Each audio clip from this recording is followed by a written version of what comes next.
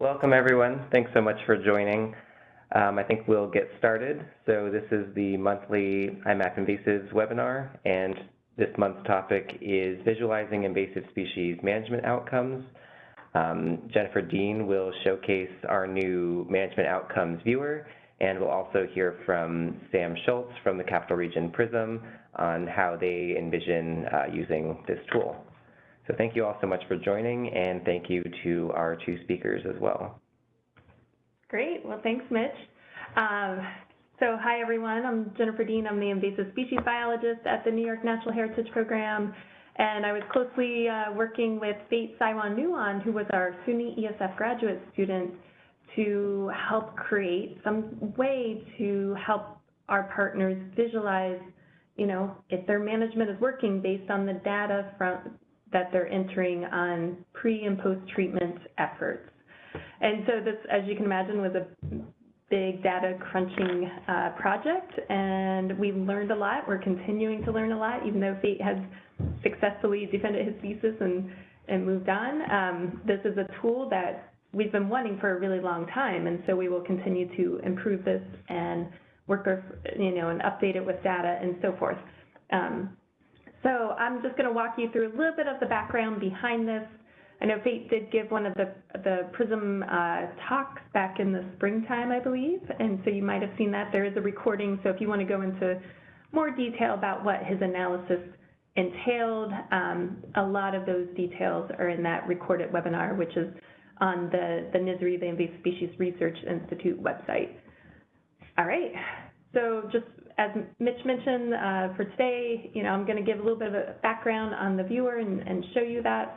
Then Sam will talk to us, and then we can have some time for question and answers. Great. And I'm sure many of you are familiar with the coordinated efforts across New York State. We have a lot of entities that are working on invasive species issues. So we have our agency programs, the Invasive Species Council, that's statewide. There's an advisory committee, the Research Institute out of Cornell, and of course the PRISMs. And the PRISMs are really, next to the state agencies, are really like our biggest stewardship entity across the state. So they are out there, looking for invasive species and managing invasive species in those priority areas and for priority species. And so those PRISMs, we'll talk about those quite a bit. They're a big part of the creation of this viewer and the data that goes into it. And so, in a nutshell, what this boils down to is that there's lots of management going on across the state, but from many different organizations. So the PRISMs, the agencies, a lot of land trusts, other nonprofits. So these different organizations scales, whether it's a statewide effort to control a particular species versus, one particular parcel of land where other species are being controlled. And here's a breakdown of some of the management data that we have within iMapInvasives for New York State. And so when we launched the program back in 2010, we actually didn't have a way to enter treatment data. So that didn't come about until 2013. It was all the online interface. And as the PRISMs within the state came on board and started receiving funding from the state around 2015, 2016, that also coincided with really, like this development of mobile apps. So the ability to add detailed treatment records from the field that would then go seamlessly into iMapInvasives. And you can see, as we're getting into this field season, or this is up to 2022, there's a ton of information on treatments being entered, especially by the PRISMs, but also those state agencies and other non-governmental organizations as well. And on the PRISM call that was, or the statewide call that happened just a couple hours ago, Mitch did the update for iMapInvasives and noted that for 2023, we have 3,000 new treatment records that have been entered. So this data will, of course, change a lot once we analyze that. And I know many of you are familiar with iMapInvasives and have, entered your invasive species management efforts into the interface, whether through the apps or through the interface itself. And, you know, for sites that are heavily managed, this can be like quite a overload of information on the map itself. Of course, there are lots of filters you can apply by species and by state range and everything, but it kind of looks like a Picasso, right? Like you have lots of different spatially overlapping polygons, and you know these are getting at change over time, but there's no real good way within the system itself without really detailed filtering to really pick through like which management sites are having success and which are not.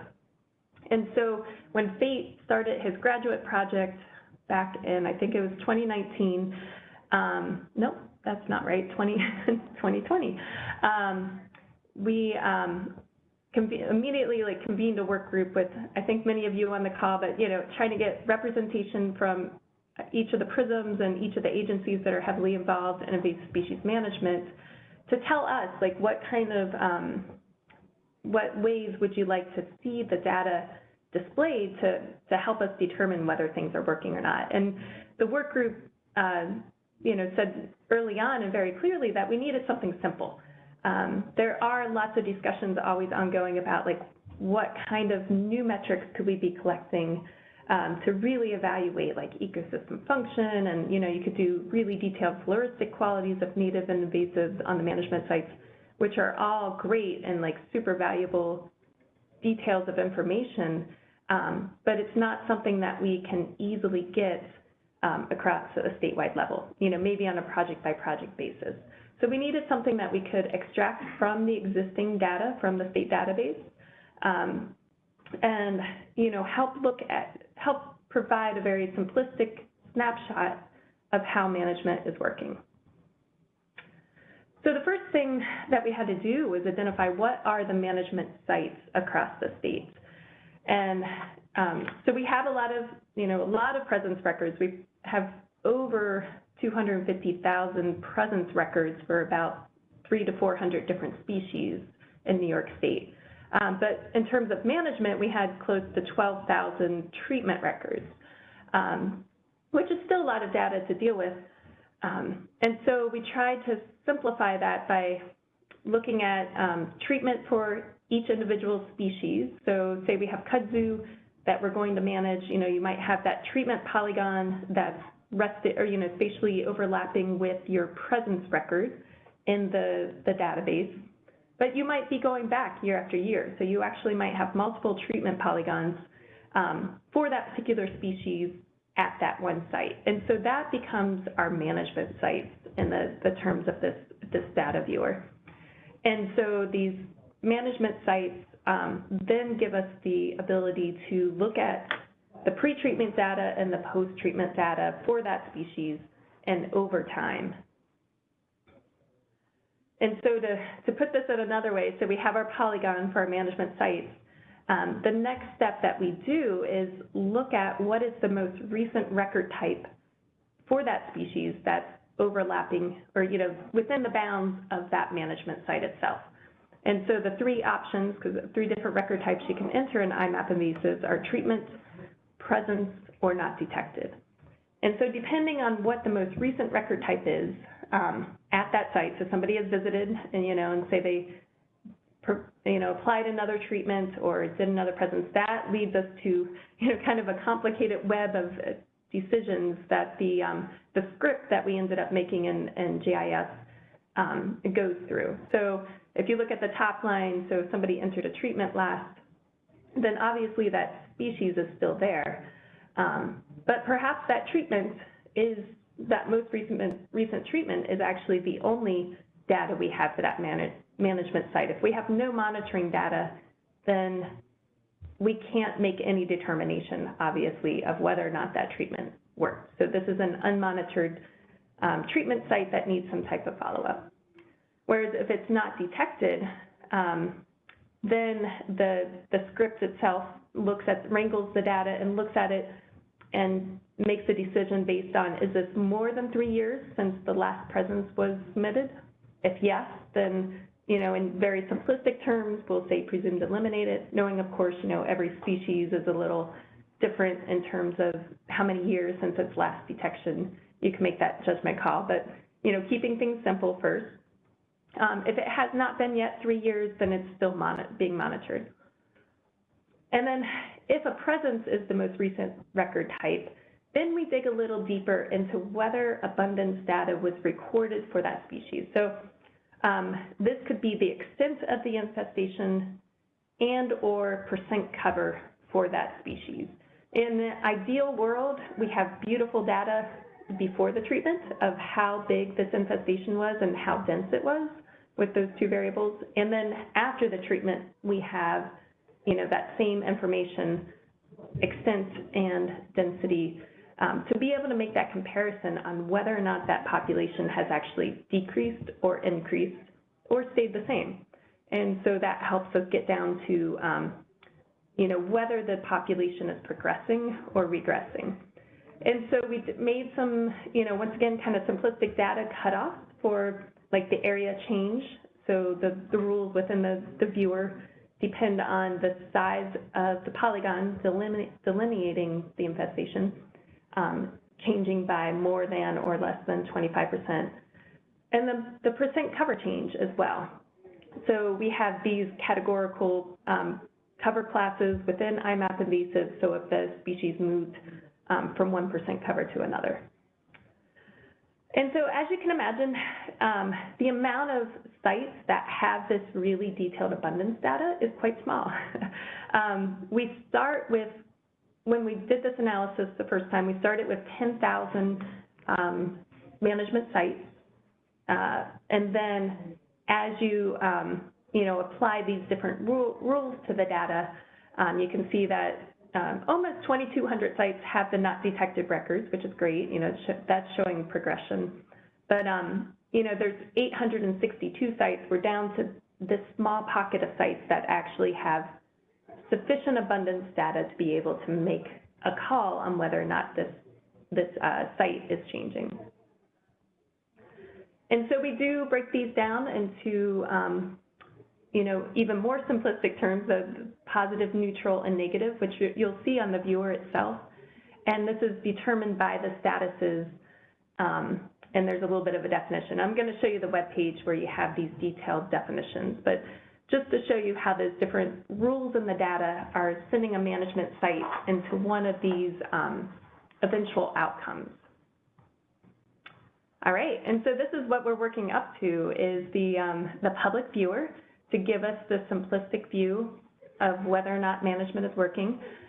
So when we're zoomed out at the statewide level, you can see all those points, regardless of color, are the management sites, so there's 10,000 management sites. And the first thing that might stick out at you is this big chunk of the pie, the 70% of unknown outcomes.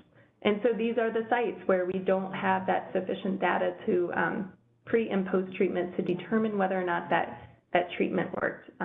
So that's a lot of management areas where we need to follow up on, or there might be various reasons that that site is no longer considered a priority. But when you do look at the 3,000 some sites, so that 30% that do have sufficient data, whether it's a not detected record or it has the sufficient abundance data pre and post, you can actually see an overwhelming amount of positive, which kind of surprised us. We were excited to see this. Of course, there's a lot of unknowns, but of the ones that we do have sufficient data, we do have a lot of progressing sites, meaning that the target species is being reduced. All right, and so this is when I'm going to jump over to the live site, and here's our website, the nyimappinvasives.org, data and maps. So if you wanted to follow along, I don't know, I guess, Mitch, you could maybe paste that into the chat. And I'm going to jump over to our website. So when you go to the NYIMapInvasives data and maps, this is where a lot of our prioritization tools are. If I scroll down, you can see our maps and dashboards. So it's now linked on our maps and dashboards, views, but also if you go down to our prioritization analyses it's under project, you know, so it's kind of evaluating the management or the effectiveness of individual projects. So if I click on that, I get to the management outcomes analysis narrative. And so I do encourage everyone to read through this, because as with any data analysis, there are nuances, right? Like, you know, you want to know why the data turned out one way or another. So we do have more details on the methods here, some of the stuff that I kind of quickly breezed over, some graphics that Fate had put together to, you know, help explain the complicated model builder and GIS that he built, and then those detailed definitions that I was talking about. So you can read through that, and then there's a link to launch the iMapInvasives Management Outcomes Viewer. All right, so when I launch the viewer, your default view is showing New York State, of course. All species are turned on, and you can see that same pie chart breakdown that we have. And just a quick orientation, so on the left-hand side, you have different filters that you can go through. So you have a species filter, evaluation outcome filter, and then a filter by prism. So there's different options there, and we'll get back to those in a moment. And then in the middle, you have different map navigation features. You can search by location. You can always go back to the New York State extent, and then you can also select different base maps as you play around with this. And then on this right-hand side, you have, of course, your pie chart showing this, and this is actually dynamic. So you'll see this in a minute as I zoom in and out of the map or filter by species. This pie chart will change to what is being shown in your map extent at that moment. And same with this list of species down at the bottom. This is also dynamic. So right now you can see that the star of the show here, we have a lot of management going on for giant hogweed. Sorry, my screen is kind of small, so it cuts off the names, but if you have you know, when you're at your desktop, you'll probably be able to see the full extent of those. See if I can back out a little bit so you can see a little bit more of those names. And then the count of sites for that. All right, so I'm gonna go over here to the filters. And so there are like 2 scroll bars on the filter. Like, so when you first open it up, you'll see it's the species that you can filter through, or you can also type a species name in, but there's also a scroll bar on the outside, and that's what gets you to these different filter types. So if I go to my outcome filter, say I just want to look at the positive outcomes. You know, of course, my pie chart now is 100%, which is looking great. But what's really interesting is now you can see like the list of species that just have positive outcomes. So we have garlic mustard, Phragmites, giant hogweed, Japanese knotweed that are topping those charts. And so you could reset that, and then let's say we want to look at the negative ones. So some of those same species are up there. So garlic mustard is once again at the top, but we have purple loosestrife, Japanese knotweed, Phragmites. So these are different management sites that are not having positive outcomes, that are actually, you know, growing in size. So once again, I'll reset that, and I'm going to scroll up to my species filter, and let's say I want to search for pale swallowwort. So I see that species, and if I zoom in a little bit, we can see that there's 256 total management sites for pale swallowwort. Most of it is unknown, so most of it has not been followed up on, but there is a breakdown of positive sites, negative sites, and the neutral sites, which indicate that there was no detectable change. So let's see if I can zoom in to these so that we can start looking at, you know, the actual details here. So you can see if I zoom in forward, we can see the polygons start appearing, and so those are the polygons of the management sites themselves. And so in this screenshot example, we can see I'm clicking on one that has a red dot in the middle, so that's a regressing one. But some of the information you get when you click on that is the species name, of course, and then the recent visit date.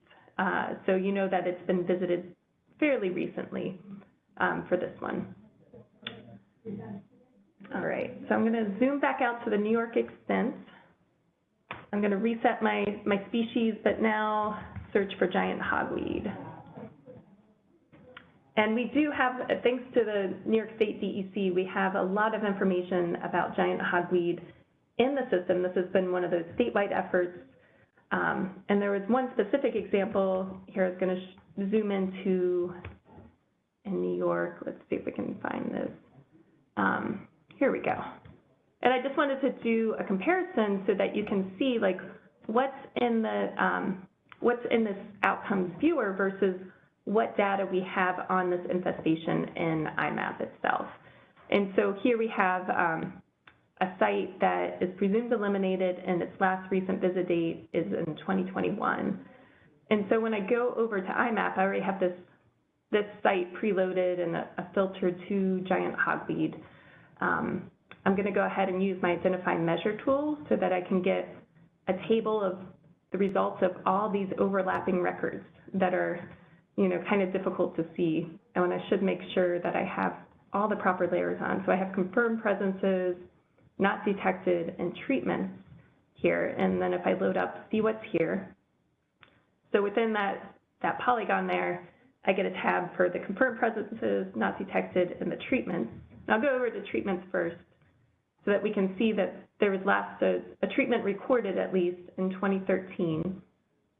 And if we go over to confirmed presences and say sort by observation date, we can scroll down and see all the different times, you know, the species has been detected at this site.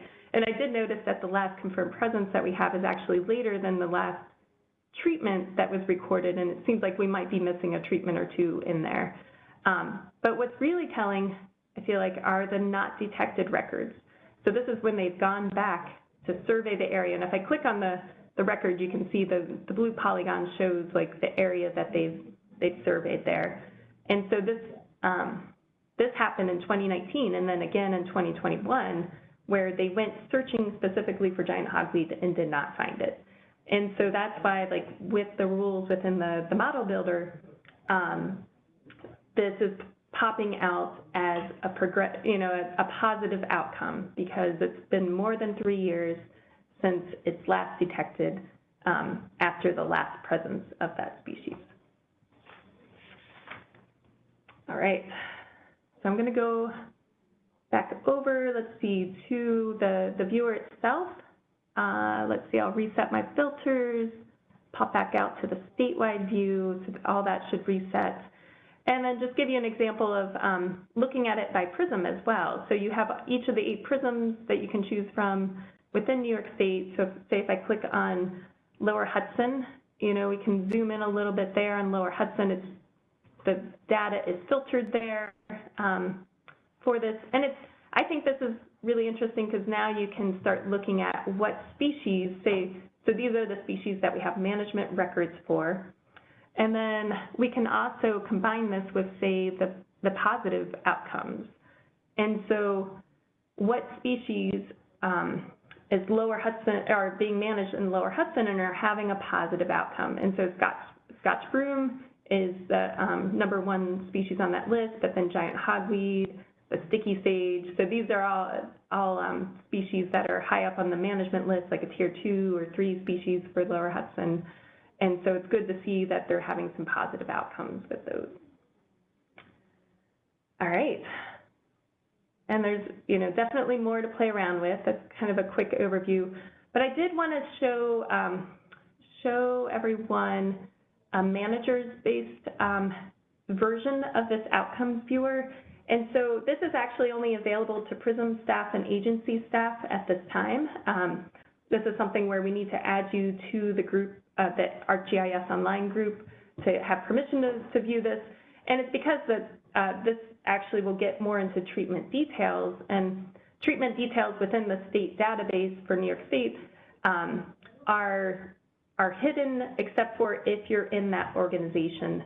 So like if New York State Parks is doing a treatment, the New York State Parks staff within iMapInvasives can see those treatment details, but other members or users of iMapInvasives cannot. So since there's sensitivities around that type of information, that's why this is more of a closed group viewer. But I know a lot of you on this call are from either state agencies or the prisons, so I just wanted to give you a quick snapshot of this. And so it's the same data, and you get the same outcome, but you get a lot more power to fiddle with the data itself. And so one thing that's nice that you can do is there are ways to configure charts. So you can have a count by scientific name or count by outcome. So this is another way to view the data itself. And there's actually, I was just playing around with it today. There's something wonky about the count by scientific name right now, but we'll fix that. And that will give you like a bar chart, just like you saw with the outcome, to be able to see like those species, that list of species as well. But another nice thing about this is that you can build your own filters. So this is not nearly as user-friendly because it has so many different options. But if you're familiar with working with ArcGIS Online, this will come to you as well. So you can build filters based on, say, treatment type, or we call it treatment group. So this will be, the different types of treatments that we have available within IMAP, so like physical, chemical, and biological. So say I wanted to do a chemical treatment group, I can also add another filter, and let's say I want to do outcome. So let's look at outcome, and let's do ones that do not seem to be working. So management by chemical treatment that are regressing. So I'm going to save that filter, and now you see these red dots.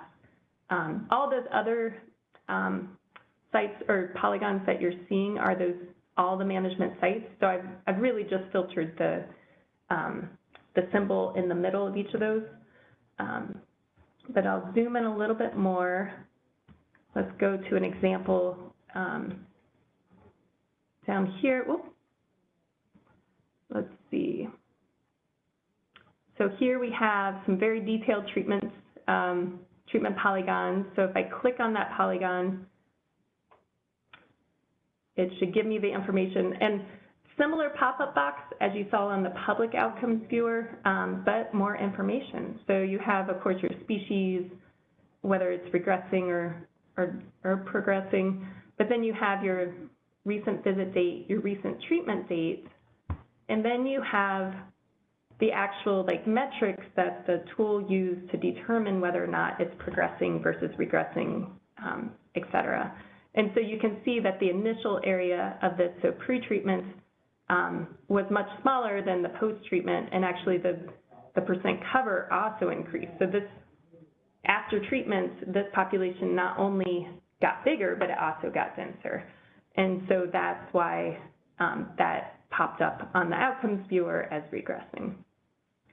So just a lot more information you can delve into. You kind of need to have a little bit of know-how to fiddle with this. But if you are within the New York State agencies or prison staff and you would like access to this, then please email us at the iMapInvasives address, which I think will probably be at the ending slide. It's the iMapInvasives@dec.ny.gov, and we can get you connected with this. You also have to have an ArcGIS Online account. All right, so with that, I'm going to let Sam Schultz take it away in terms of telling us about a use case from her position with the Capital Region Prism, and then we'll open it up to any questions you might have about any of the viewers and so forth. All right, so Sam, go ahead and take it away. Thanks, Jen. So I'm Sam Schultz. I'm the Terrestrial Invasive Species Coordinator from the Capital Region Prism. Today I'm just going to kind of focus on one of our management projects we've been working on over the past few years. Just to kind of start out, I just want to say how valuable this tool will be for us going forward. Even for our stakeholders, one of our big highlights this year is focusing on the success stories. So it's great seeing, so many positive outcomes from all these management actions across the state. And, a lot of times it's really easy to get kind of in that spiral. We talked about it during the Invasive Species Expo, just the doom and gloom of, oh, invasive species, just there's always bad things. There's always new species popping up, but there are successes and we need to really acknowledge them. So with that, I'm just kind of going to go into a little bit more on this. So this tool really makes it easy to kind of identify your management sites across, the region you're working in. For us, it's over 11 counties, it's a lot to kind of keep track of. So the outcome viewer really makes it easy to kind of see all those different sites we've been working at. Some of our partners have been working at those sites, and just even seeing that on a broad scale really helps connect partners that you may be managing the same species and you're not even realizing it, but then you can use the filter tools Jen just went over to kind of see who's working on what, and maybe make those connections to just learn a little bit more about some of the treatment they've been using. So for us in the Capital Region Prism, post-treatment data is everything. So, all of us, we have limited resources, limited time, limited staff. So making sure we're using those limited resources as effectively as possible is so important. So you want to make sure, you're putting all this physical labor or, just funding into doing all this management, making sure that you're having positive outcomes is huge. So, using this tool, you can really reevaluate the sites you've been working at, especially, over multiple years. You can really see, okay, are we making a difference here? Should we maybe shift either our goals for this project? Should we shift kind of the tools we're using, the approach, or should we just abandon the project altogether and, focus somewhere we can more effectively spend this time? So with us, we're going to actually incorporate a lot of the metrics that Jen just went over being captured through this outcome viewer into our management plans through the Capital Region Prism, because these tools really help kind of compare projects, not just with the same species, but across different species, even just seeing, are some species treatments more effective than others? So this specific management site on the screen here is Daniels Road State Forest. We've been treating there about 5 years now for Japanese stiltgrass. There's an access road into the state forest, and originally crush and run gravel was introduced when they improved the road, and then you have Japanese stiltgrass show up shortly after. Unfortunately, most of you are very aware of this common problem. So, we've been managing this site since 2019, and we've seen a lot of success with it, which, we can see in the outcome viewer here. It's really great. So year one started with 90% cover along that roadside and, didn't see too much change until about year 3, when we went from 90% cover down to 25% cover along that roadside. And now we're year 5 into treating this. There hasn't been a ton of percent cover change over the last couple of years. So now we're kind of thinking we might want to adapt some of our management strategies here. You can also see, there's some unknowns in here. So there's a couple new species we identified while we were out treating the Japanese stiltgrass this year within the state forest. So a lot of these unknowns here, first year of treatment happened this year, and we're hoping to continue these treatments for some of the species. Daniels Road State Forest is pretty uninvaded so far, which is great. And we want to make sure, a lot of these shade tolerant species are not taking over the understory.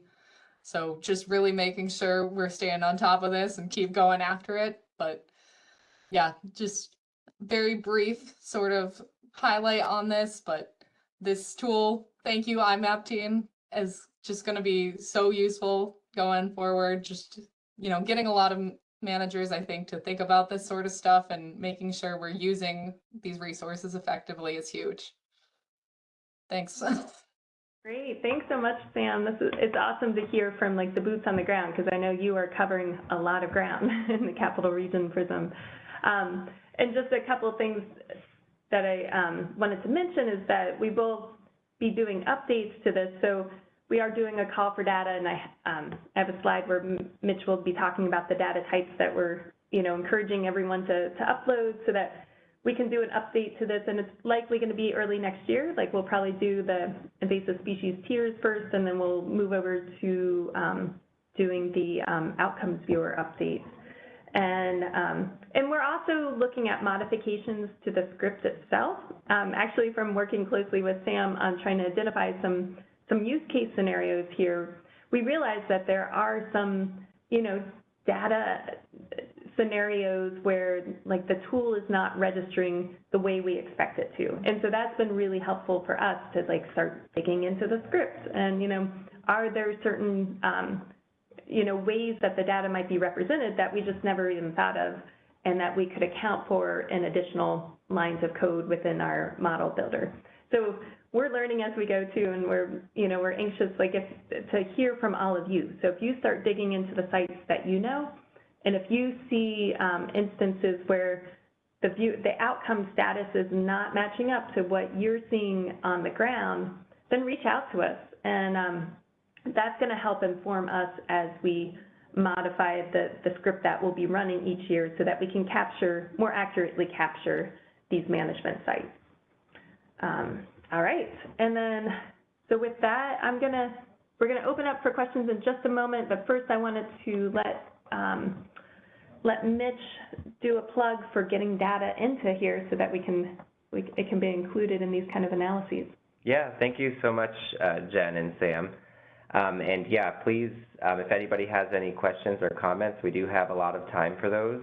So you can either type those into the chat box. If you haven't noticed that yet, you should see a speech bubble icon type thing somewhere, maybe on your bottom panel.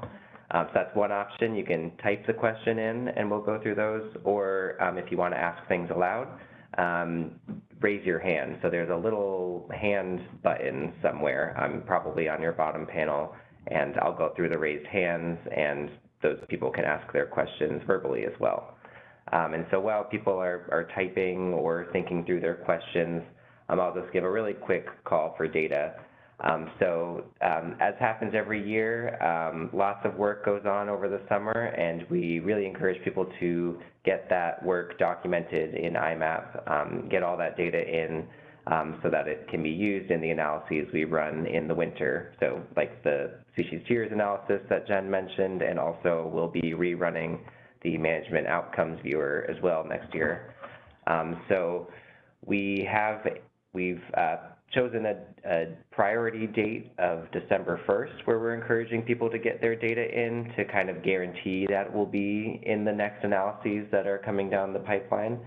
So we encourage people to do your best to get the data in by then if you can. And I also wanted to note that when you get your presence records in, depending on how you're doing it, those might be unconfirmed, and our analyses, many of them rely on confirmed presences, so confirming data is also something important to remember. And just some reminders, so make sure you've uploaded your mobile app records and any online entries. So if your mobile app, make sure there's not a bunch of those yellow cards sitting on that screen. That means they haven't gone into IMAP yet, so make sure you upload those. And then in particular for advanced field data collection tools, like IMA, SAS Pro, the Forest Pest data collection tool. If you're using any of those, make sure you look at that data in ArcGIS Online while it's still fresh in your mind. And also make sure you've sent in those records from Survey 123 and you've synced your field maps since your last surveys. And when you go in online, make sure you review those and mark them as ready for IMAP. And then confirming key records is also important. So next, and with that, thanks so much, everyone. We encourage you to join us next month where we'll talk about confirming, and that's our contact info up there.